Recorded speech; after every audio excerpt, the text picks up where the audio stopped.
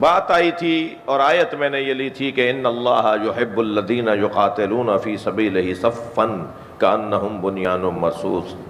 کچھ عرصے پہلے ہندوستان نے پہلگام کے سانحے کو بہانہ بنا کر پاکستان پہ حملہ کیا، اور پاکستان نے جو جواب دیا اس جواب کا نام دیا بنیان مرصوص۔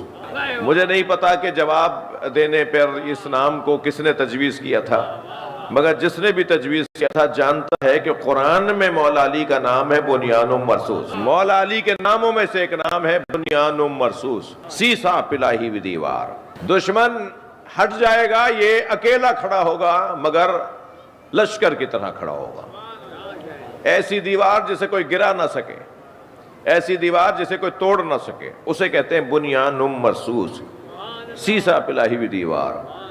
میرے مولا نے جنگ جمل میں حضرت محمد حنفیہ کو بلایا، اپنے بیٹے کو، اور آواز دے کر کہا محمد جاؤ اس اونٹنی کے گھٹنے کاٹو تاکہ ہودج گرے اور جنگ ٹھنڈی پڑے، اور دیکھو جب میدان میں جاؤ تو اپنی نگاہوں کو آخری دستے پہ رکھنا، انظر الی اقصی القوم، اپنی نگاہوں کو آخری دستے پہ رکھنا، اور جب میدان میں اترو قد قدمیک تزول الجبال ولا تزل، تو پیروں کو زمین میں ایسے گاڑ لینا کہ پہاڑ ہٹیں مگر تم نہ ہٹ رہ پاؤ۔ اور محمد جب تمہاری نگاہیں آخری دستے پر ہوں گی، تمہاری سوچ بڑی ہوگی، تمہارا ہدف بڑا ہوگا، تمہارا مقصد اونچا ہوگا، اور جب دور تک کی سوچ کر جاؤ گے تو پھر تم کچھ کر پاؤ گے، جیت بھی جاؤ گے۔ اور جب میدان میں اترو تو پیروں کو زمین میں گاڑنا، یہ سوچ کر جانا کہ واپس نہیں آنا جب تک جنگ جیت نہیں لوں گا۔ تو یہ دو باتیں اگر تم نے اپنے پلے سے باندھ لیں تو پھر کامیابی تمہارا مقدر ہے، اور جب تم کامیاب لوٹو گے تو مرحبا، آفرین، شاباش، زندہ باد نعرے لگیں گے، لوگ ہار پھول ڈالیں گے، لوگ شاباش دیں گے، لوگ جنگ کے جیتنے پر مبارکباد دیں گے۔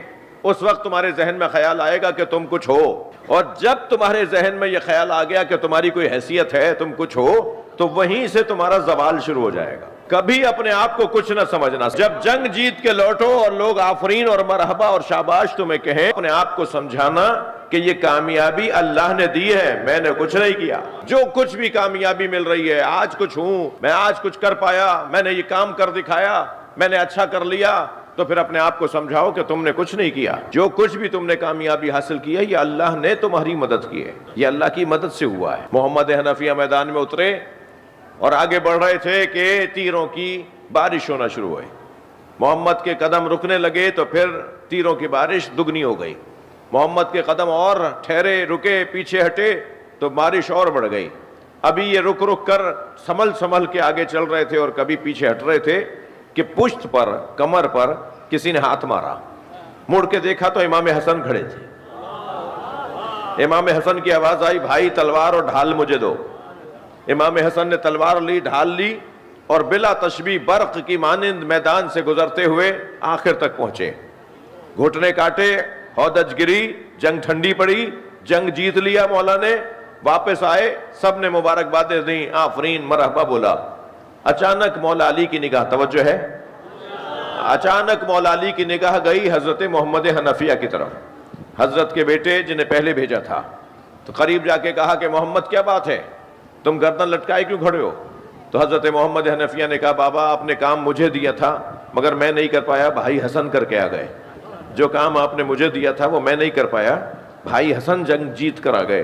تو مولا نے سینے پہ ہاتھ مار کے فرمایا انت ابنی وہو ابن رسول اللہ، تم میرے بیٹے ہو وہ رسول اللہ کا بیٹا ہے۔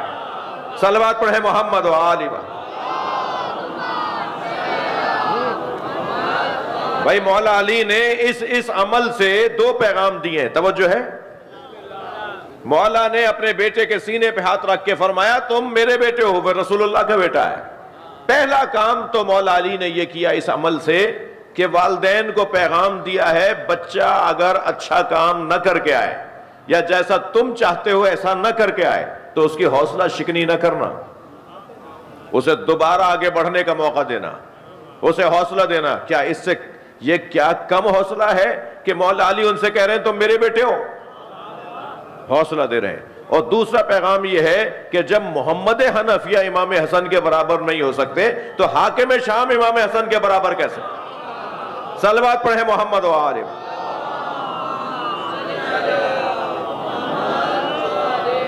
بلند صلوات مولا کی ذات پر۔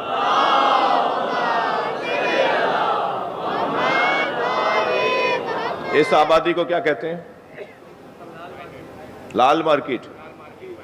اور 5 سیکٹر 5F، لال مارکیٹ سیکٹر 5F میں جتنے بھی لوگ بستے ہیں، وہ ہندو ہوں، مسلم ہوں، سنی ہوں، شیعہ ہوں، سب کی دعاؤں کی قبولیت کے لیے بلند صلوات۔